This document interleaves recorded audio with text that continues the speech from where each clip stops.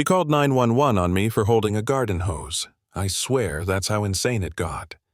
One minute I was watering roses in my own backyard, the next I was being accused of assault with a gardening weapon while police sirens screamed down the street. For a few seconds I thought my entire life was about to implode until my wife stepped out of the car and everything flipped upside down. My name's Aaron Morgan. I'm 45. I sell medical equipment, hospital beds, wheelchairs, stuff that keeps people comfortable when life knocks them down. I make good money, about $150,000 a year, and I've dealt with some difficult personalities. Doctors who think they're gods, administrators who love saying no just because they can. I thought I'd seen every flavor of power trip until Olivia Bennett showed up on my porch. Olivia was our homeowners association president. 48, recently divorced, the type who looked like she stepped out of a real estate brochure every time she left the house, perfect hair, perfect clothes, clipboard clutched like it was a badge from the FBI. But behind all that polish, I noticed her hands shaking like she was barely holding herself together. "I need to inspect your backyard for compliance violations," she announced, voice clipped like she was reading from a court summons. I stood there in my pajamas, mug of coffee in hand, thinking she had to be joking. "What specific violation?" I asked. She barked something about Section 4.7 landscaping standards, but couldn't point to the rule. That's when my wife Sophia stepped out. She'd just gotten off some vague crisis management work call. She gave me that look wives know when trouble's about to hit and calmly told me to ask for proper documentation. Olivia hated that. She wanted me to roll over, let her stomp through my yard, find whatever she could. Instead, I made her write it down. And watching her fumble through fake violations, unauthorized rosebush wrong paint shade, excessive garden equipment was almost entertaining. Until it wasn't. Because she didn't stop. That night at 11:30, my doorbell camera caught her sneaking around, sliding more violation notices under my door like some deranged tooth fairy. Over the next week, 3 more notices appeared, each more ridiculous than the last. My house paint was too beige. The hose hanging on the wall was suspicious equipment. It was harassment disguised as authority. Sophia, calm as ever, told me Olivia's behavior looked like escalation patterns from her cases. Cases. What kind of job required recognizing the psychological stages of harassment? I didn't ask then, but I should have. Things escalated fast. Every morning at 6 sharp, Olivia would pound on my door like she was serving a warrant. She called them compliance checks, but really it was harassment loud enough to wake the neighbors, loud enough to shake me before I even had my coffee. She launched a private Facebook group, Hillrest Standards Committee, where she ranted about residents who believed rules didn't apply to them. She never used my name, but everyone knew who she meant. Half my neighbors turned wary, whispering like I was some criminal. Then came the real gut punch. Olivia started attacking my career. Somehow, she found out who my top clients were, big hospitals worth millions in sales, and she called them. Claimed I was under police investigation, that I had anger issues with women. One of the doctors called me directly asking if there was something he should know. My stomach dropped.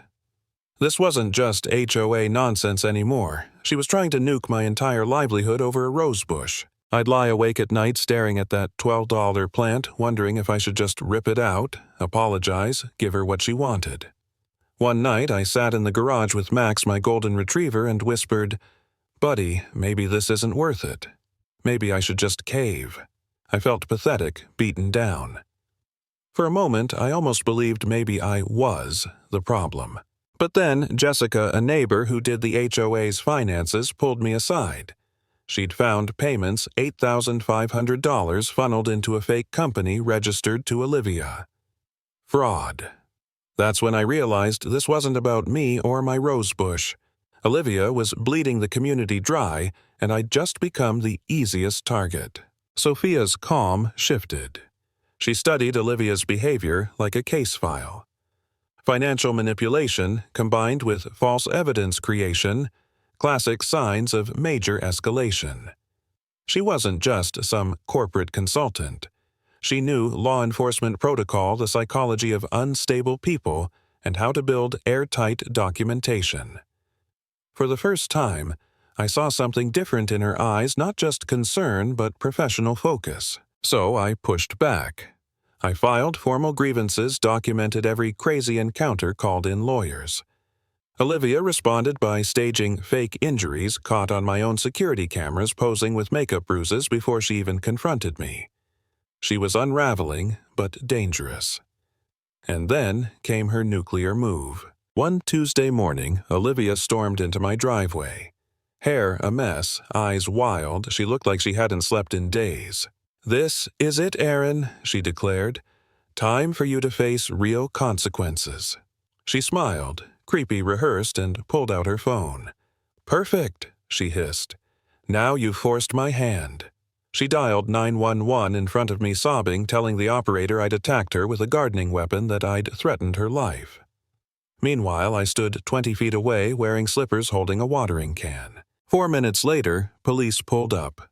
Officer Morgan separated us. Listened to Olivia's Oscar-worthy sob story, wrote notes like she was convincing him. And honestly, if I hadn't recorded everything, I might have doubted myself too. She was that convincing. Then, out of nowhere, my wife's car turned into the driveway, and that changed everything. I'd never paid attention to the decal on her bumper until that moment. Regional Police Training Academy instructor. Morgan froze, straightened up, and greeted her instructor. "Didn't know you lived here." My jaw dropped.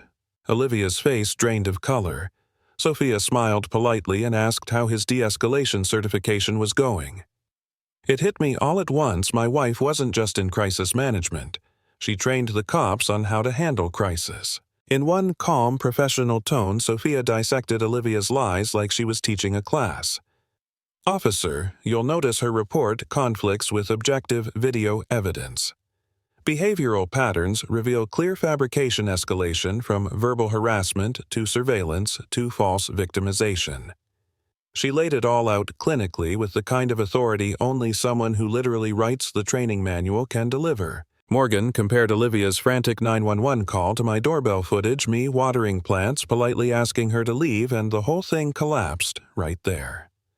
35 neighbors gathered to watch as Olivia's carefully crafted image crumbled in public. Her supporters recorded on their phones as she screamed, "This is entrapment. They conspired against me," but every word just made her look more unstable. Morgan told her filing false police reports was a crime. Her knees buckled. She stammered about calling her lawyer, eyes darting like a trapped animal. And that was it. The moment her reign of terror imploded. The investigation that followed uncovered everything: embezzlement, fraud, harassment, staged evidence, witness tampering. Her cousin flipped neighbors' testified records, exposed the scheme. Olivia went from queen of the HOA to criminal defendant stripped of power, ordered to pay restitution, stuck with probation and mandatory counseling.